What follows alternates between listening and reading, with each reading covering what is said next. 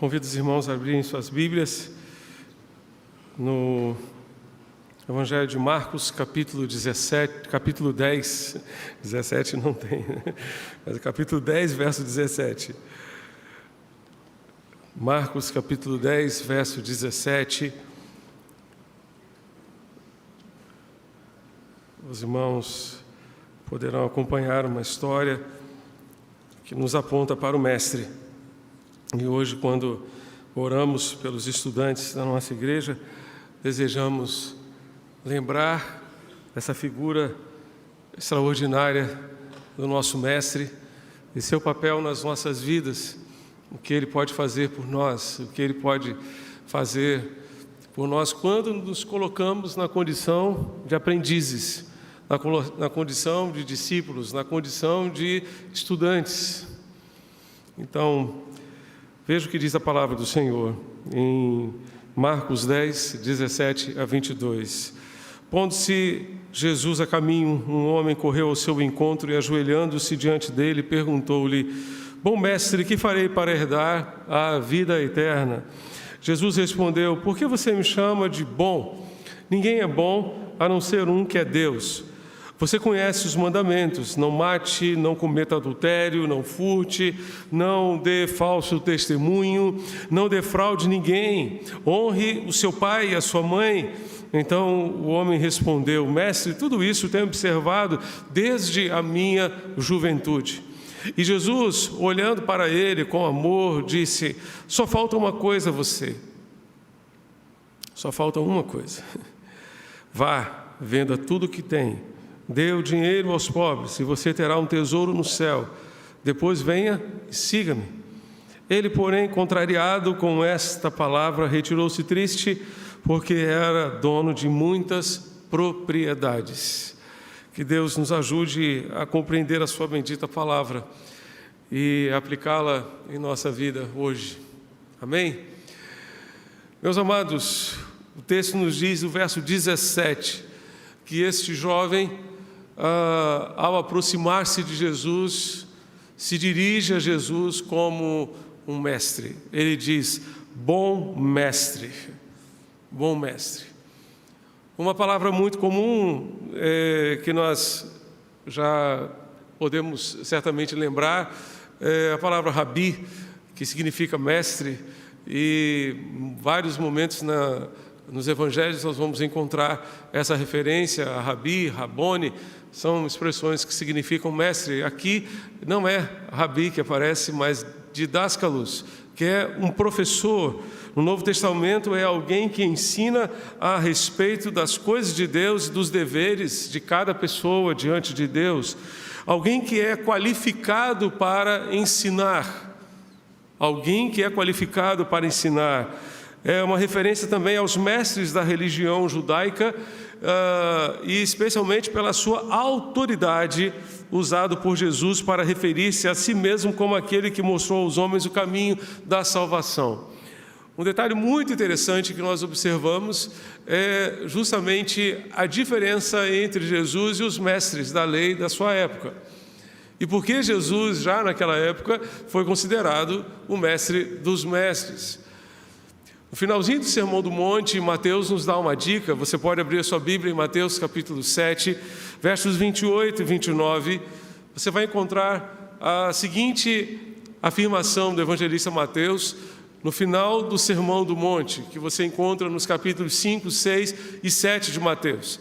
Ele termina essa sessão, essa perícope, dizendo: quando Jesus acabou de proferir essas palavras, as multidões estavam maravilhadas com a sua doutrina, com o seu ensino, porque ele as ensinava como quem tem, o que, irmãos? A autoridade, e não como os escribas.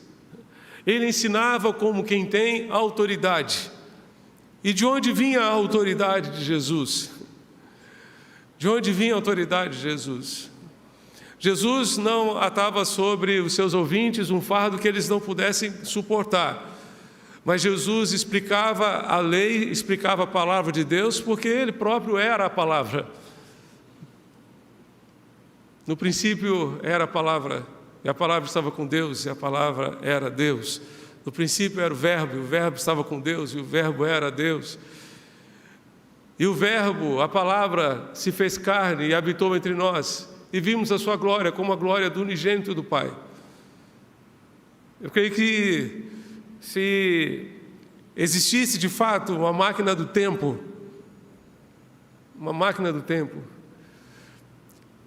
eu gostaria muito de poder voltar 2000 anos atrás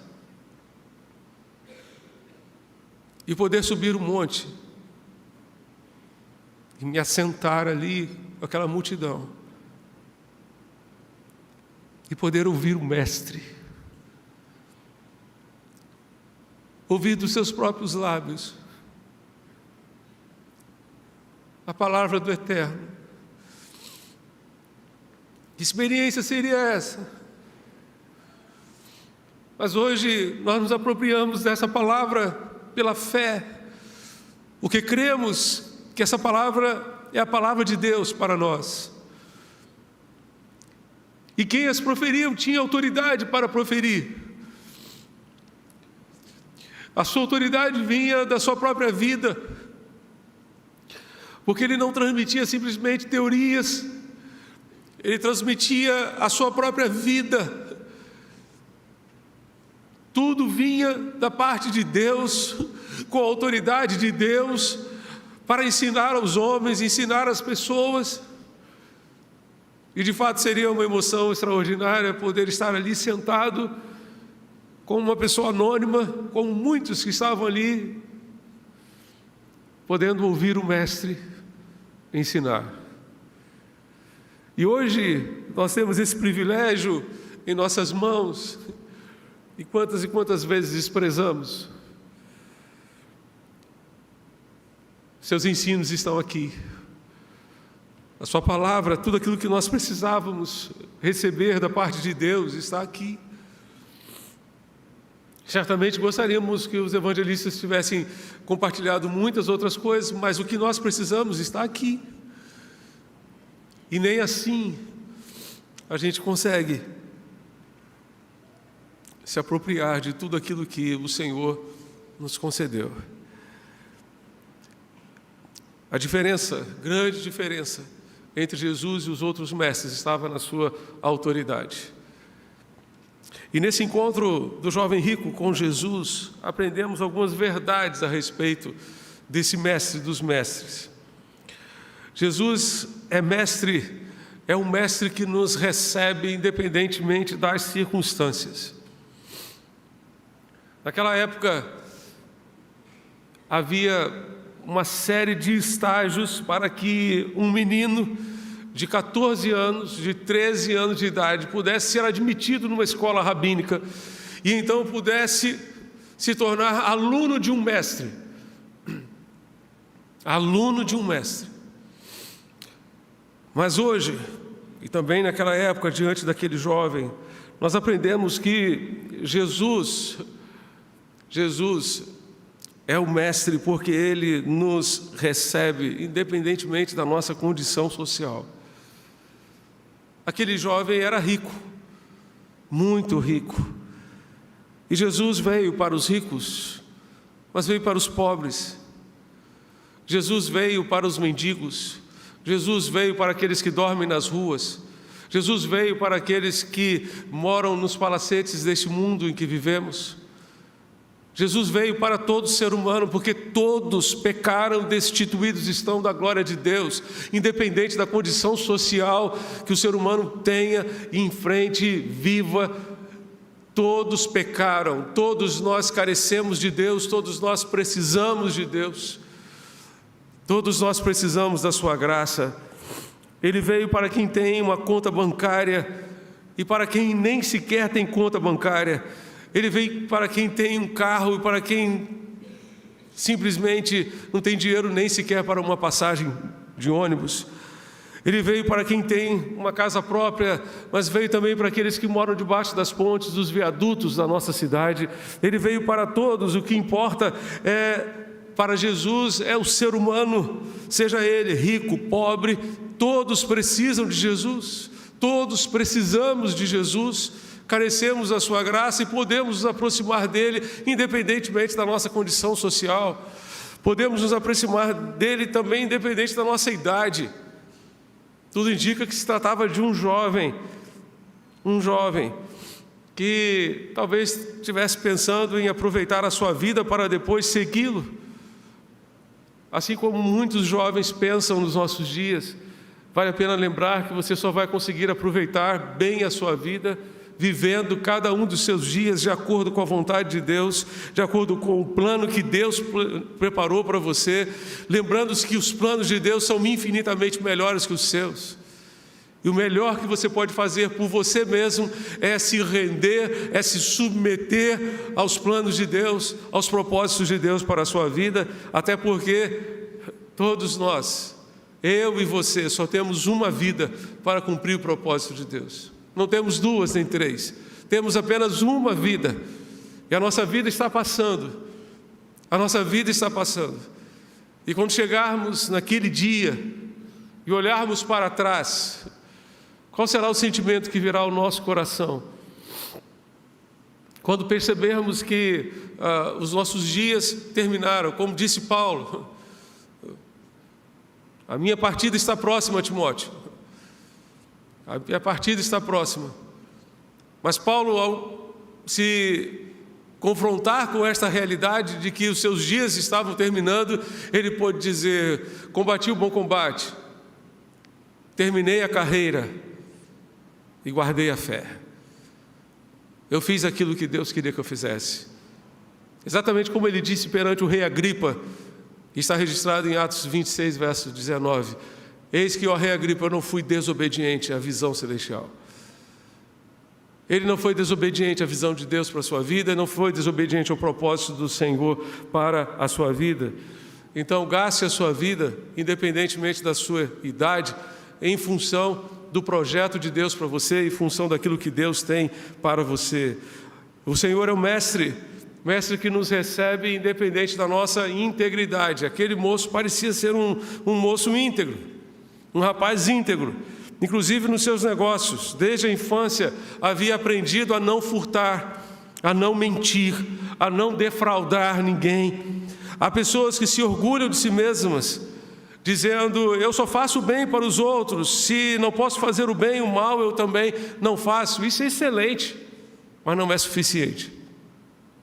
Isso é excelente, mas não é suficiente. A nossa integridade moral não é capaz de nos conceder certeza da salvação.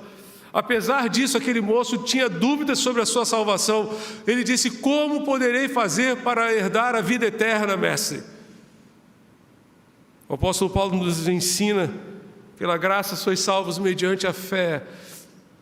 Isso não vem de vós, é dom de Deus, é presente de Deus, não vem das obras, para que ninguém se glorie em si mesmo, porque somos feitura sua, criados em Cristo Jesus para boas obras. Não somos salvos pelas boas obras, mas somos salvos para as boas obras. Senão poderíamos nos gloriar em nós mesmos, e nós somos muito bons nisso. Nós somos muito bons nisso. E como Deus não abre mão da sua glória, Ele certamente não aceita esse tipo de comportamento para a nossa salvação.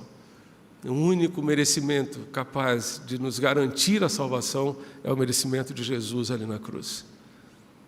É o mérito de Jesus ali na cruz. Esse mestre maravilhoso nos recebe independente da nossa idade, da nossa posição social, da nossa condição social. Ele nos recebe também independente da nossa religiosidade. Aquele moço era um moço religioso. Ele cumpria fielmente os mandamentos. Nem todos, como vamos ver mais adiante. Mas uma boa parte dos mandamentos ele cumpria. Ele conseguia cumprir. Entretanto, toda a sua religiosidade não foi capaz de garantir a sua salvação. Por isso ele disse: que hei de fazer para herdar a vida eterna? Vejamos algumas características agora desse mestre que nos recebe independentemente dessas questões todas que levantamos aqui, inspirados na história e na condição desse jovem. A palavra de Deus nos ensina que esse mestre é o mestre que nos conhece plenamente. Ele nos conhece plenamente. O verso 21 nos diz, Marcos 10, verso 21, Jesus, olhando para ele com amor, lhe disse: só uma coisa falta a você. Vá, venda tudo o que tem, dê o dinheiro aos pobres e você terá um tesouro no céu. Depois venha e siga-me. Jesus olhou para aquele homem, para aquele jovem, e viu a sua realidade interior. Os olhos de Jesus foram capazes de ver aquilo que ele mesmo não estava vendo dentro de si. Aquele jovem não foi capaz de ver que estava faltando alguma coisa. Como poderia estar faltando alguma coisa para mim? Eu que tenho tudo que o dinheiro pode me dar. Eu que tenho tudo que as riquezas podem proporcionar. Os olhos de Jesus são capazes de ver muito além da nossa aparência. Ele é capaz de ver aquilo que somos de fato. Ele é capaz de ver a nossa essência. Ele é capaz de ver a nossa realidade.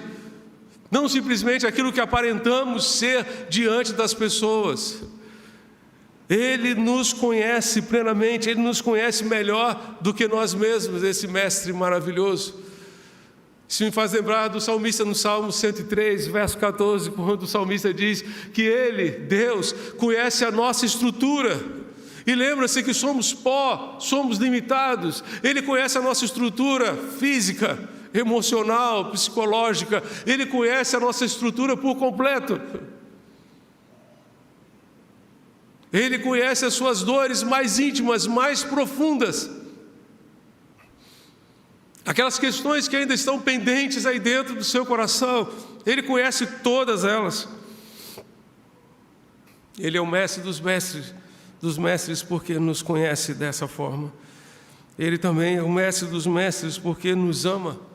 Esse mesmo verso 21, diz o texto que olhando para Ele com amor, foi com amor que Jesus olhou, foi com compaixão que Jesus olhou para aquele homem. Jesus não é simplesmente uma pessoa que olha e segue caminhando, mas Ele olha com amor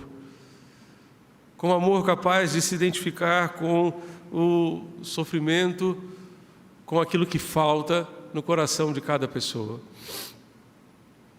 Não é simplesmente o amor de um professor ou de uma professora primária pelos seus alunos. Eu tive uma professora primária que me impactou tremendamente, que marcou minha vida, a tia Margarete. Ela foi minha professora na primeira, segunda, terceira e quarta séries, né? Naquela época eram séries, hoje são anos. E eu me lembro que eu tinha um carinho tão grande por aquela professora que, quando a minha terceira irmã nasceu, e eu esperava que fosse um irmão, a minha mãe, para me consolar, deu a ela o nome de Margarete, que era o nome da minha professora. Pelo menos o Marcos vai ficar consolado, que vai receber o nome de uma pessoa muito querida para ele. E por isso eu tenho uma irmã chamada Margarete. Mas o amor de Jesus vai muito além do amor de uma professora primária. Ele ama. Ele nos amou a ponto de dar a sua própria vida por nós. Ele nos amou a ponto de provar o seu amor. E Paulo diz que Ele provou o seu amor morrendo por nós, sendo nós ainda pecadores.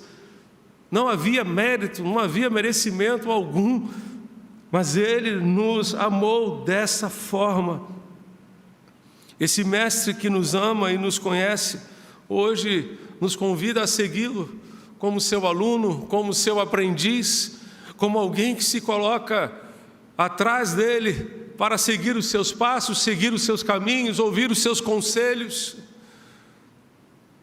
Meus amados, quantas e quantas situações nós vivemos no nosso dia a dia e vivemos ainda ao longo da história do cristianismo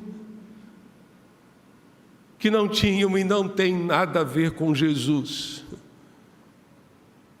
que não tinham e não tem nada a ver com Deus, com os valores do reino de Deus, com os valores da palavra de Deus, com os valores de Jesus para nós.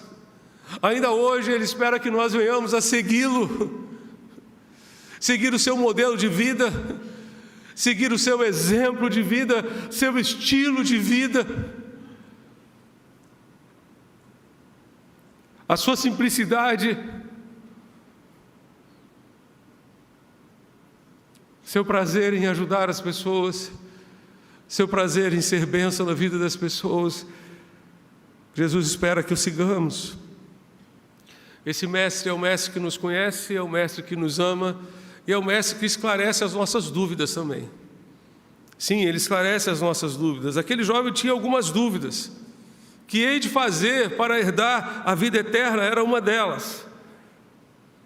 Estamos sujeitos também a ter dúvidas. E a dúvida daquele jovem era uma dúvida legítima. Sim, era legítima. Ele queria saber o que poderia fazer para ter a sua salvação.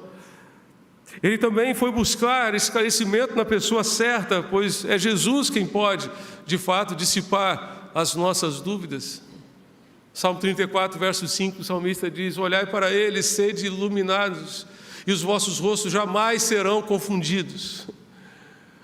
Quando olhamos para Jesus, Ele dissipa toda a confusão da nossa mente, do nosso coração. Ele esclarece as nossas dúvidas, porque é Ele quem mostra os caminhos da sua vontade, que é boa, agradável e perfeita. Hoje, as suas dúvidas podem ser esclarecidas pelo seu relacionamento com Jesus. Se você decidir andar com Jesus, no dia a dia dessa caminhada, você terá a oportunidade de apresentar-lhe as suas dúvidas, seus questionamentos, questões simples, questões complexas, que talvez você não tenha até mesmo uma resposta neste momento, até mesmo enquanto estiver nesse mundo, mas que talvez você terá quando chegar na eternidade. Jesus mesmo disse aos seus discípulos: o que eu faço vocês não entendem agora, entenderão depois. E muitas vezes nem depois a gente entende. E a questão não é se a gente entende, não entende, a questão é se a gente crê ou não crê. Mesmo diante das nossas dúvidas, precisamos continuar crendo, precisamos continuar confiando e descansando no Senhor. Através desse relacionamento com o Senhor, todos os dias você terá a oportunidade, então, de esclarecer as suas dúvidas. Dentre elas, dúvidas a respeito de si mesmo. Sim, porque esse mestre não deseja que nós o conheçamos simplesmente. Mas quando nós começamos a conhecer o mestre com profundidade, nós temos melhores condições de conhecer a nós mesmos. E, meus amados, como precisamos conhecer melhor a nós mesmos? A única forma pela qual nós poderemos nos conhecer melhor é justamente por meio de Jesus, por meio de um relacionamento com Jesus, por meio de um relacionamento íntimo e profundo com Jesus.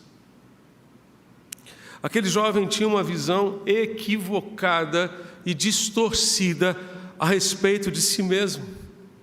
Ele se achava o tal, era orgulhoso das suas conquistas, e certamente o orgulho precede a queda, a arrogância precede a queda. Quando se aproximou de Jesus, esse moço que se achava o tal, que achava que tinha tudo que poderia ter no mundo, que o dinheiro poderia lhe dar, ele descobriu que faltava uma coisa. A palavra de Jesus foi certeira: está faltando uma coisa na sua vida. Ali ele percebeu que não tinha tudo, não tinha a verdadeira paz, não tinha esperança, não tinha certeza da sua salvação. A sua confiança até então estava firmada em bases frágeis, não confiáveis. Uma das bases era a sua religiosidade. Ele era um religioso, como disse anteriormente. procurava cumprir os seus deveres religiosos, os rituais, todos os quesitos da lei. Como um bom judeu, zelava por guardar o sábado, por ir à sinagoga frequentemente.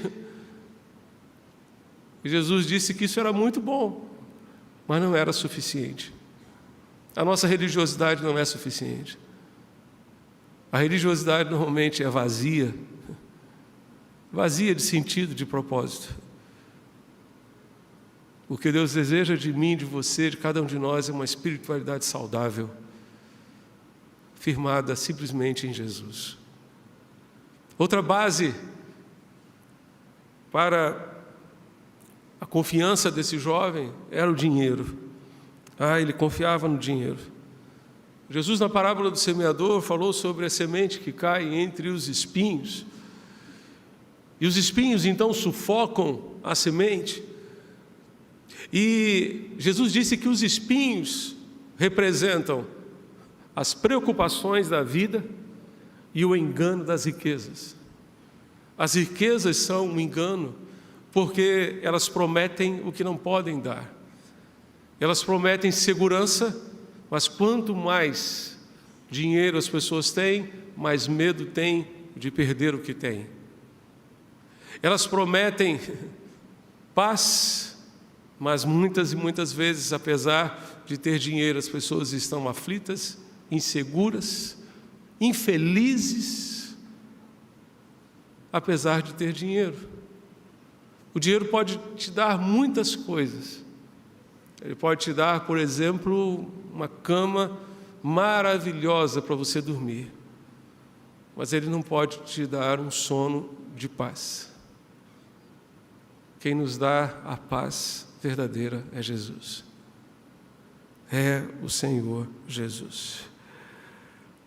O dinheiro pode comprar muitas e muitas coisas, mas não pode lhe dar aquilo que somente Jesus pode lhe dar.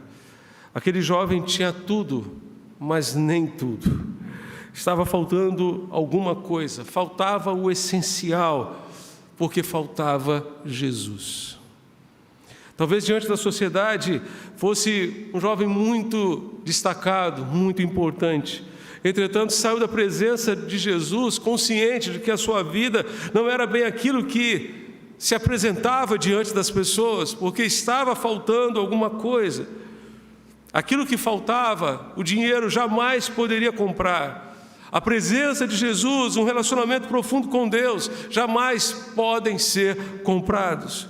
Jesus disse ao jovem que, embora tivesse tantas coisas, ainda estava lhe faltando alguma coisa. Faltava Jesus, faltava a presença de Jesus, faltava a presença de Deus.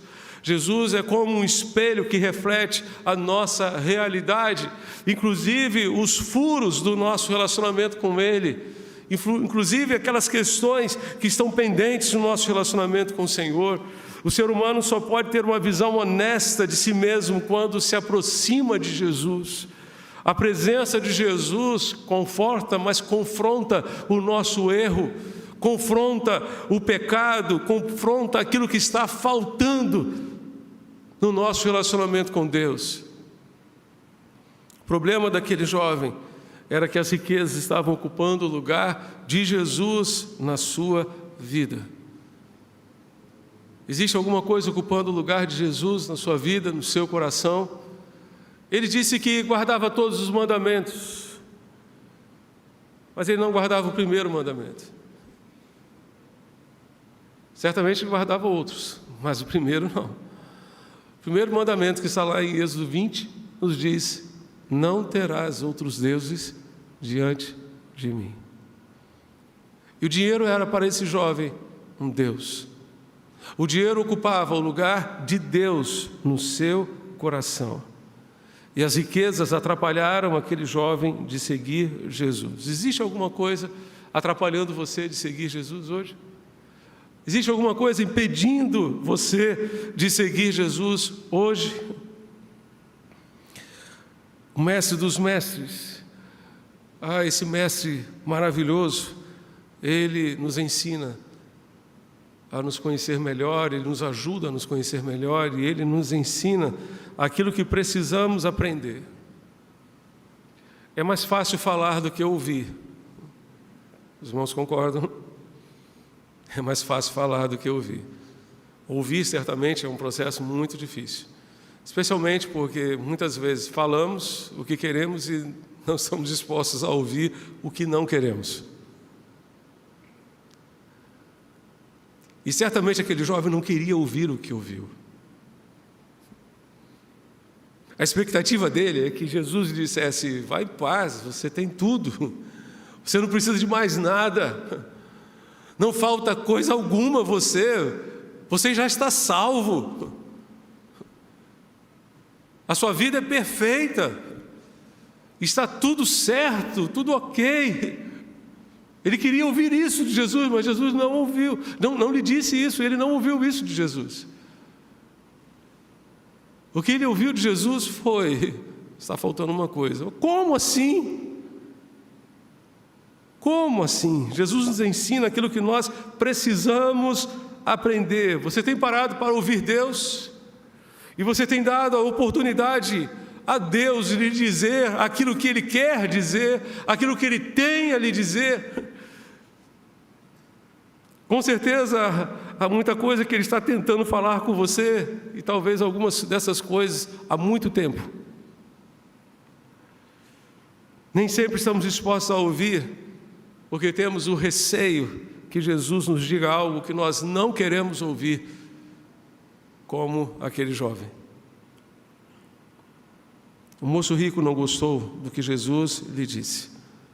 Nem sempre Jesus nos dirá o que desejamos ouvir, mas certamente Ele nos dirá o que precisamos ouvir.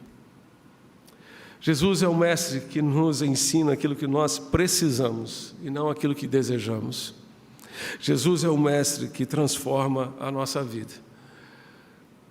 Jesus estava exigindo mudanças profundas na vida daquele homem. Imagine só um homem rico ouvir o conselho de Jesus. O que Jesus disse a ele: vá, venda tudo o que você tem. Não é uma parte.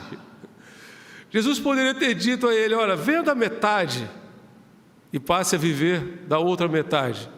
Jesus poderia ter dito a ele o seguinte: olha, venda 90% e passe a viver com 10%. Faça uma inversão aí com o dízimo. Mas Jesus foi radical. Venda tudo. Tudo o que você tem. A mudança seria extraordinária. E depois que você vender tudo que você tem, vem atrás de mim. Vem atrás de mim. Interessante perceber aqui que Jesus não estava mandando aquele homem ficar pobre da noite para o dia. Estava? Raciocine aqui comigo. Né? Jesus estava mandando que ele vendesse tudo, distribuísse o dinheiro aos pobres, mas ele estaria ali para suprir as suas necessidades. Ele estaria ali. Seria uma questão de fé, mas ele não estava disposto a confiar dessa forma. Ele não estava disposto a confiar dessa maneira. Jesus o convidou para segui-lo, para ir atrás dele, para colocar os pés nas suas pisadas. Jesus certamente transformaria a sua vida e lhe daria uma nova perspectiva de vida. Esteja aberto às mudanças que Deus quer fazer na sua vida. Algumas delas possivelmente serão dolorosas. Para aquele jovem seria extremamente doloroso abrir mão de tudo aquilo que ele possuía.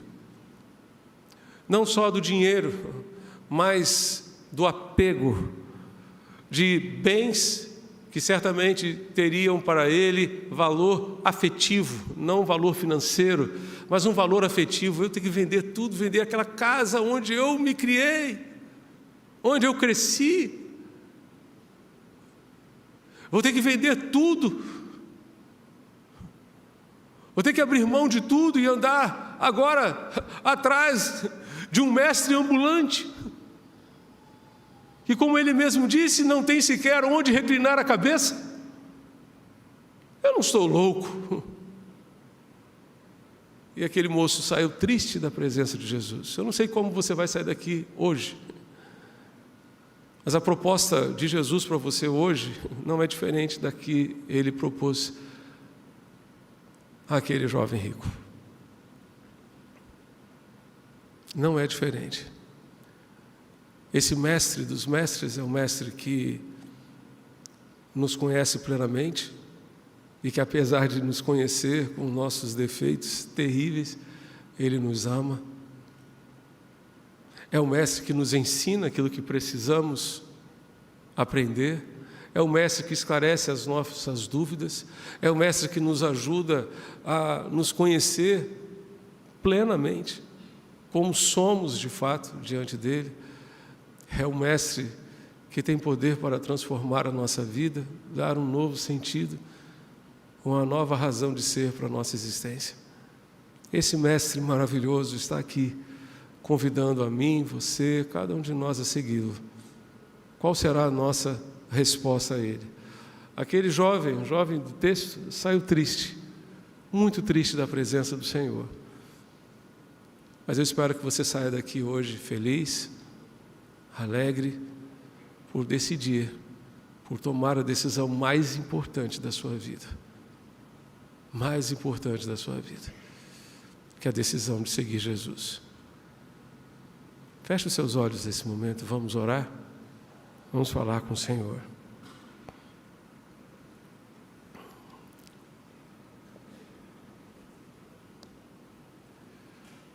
O Senhor está aqui e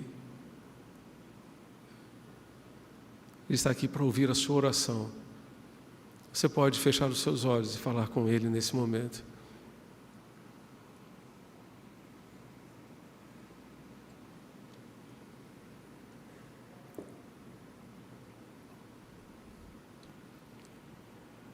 Independente da sua condição social, independente da sua religiosidade,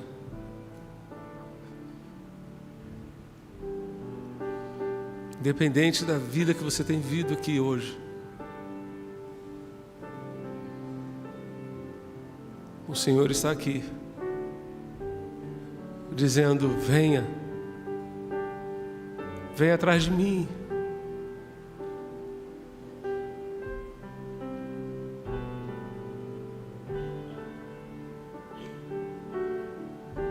Venha atrás de mim.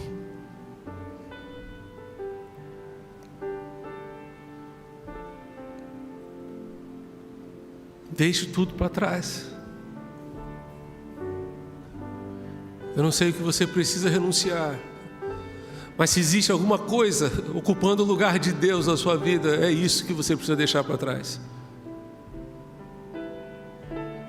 Pode ser o dinheiro, mas podem ser outras coisas, podem ser pessoas que têm ocupado o lugar de Deus na sua vida e por isso está faltando alguma coisa. Por isso você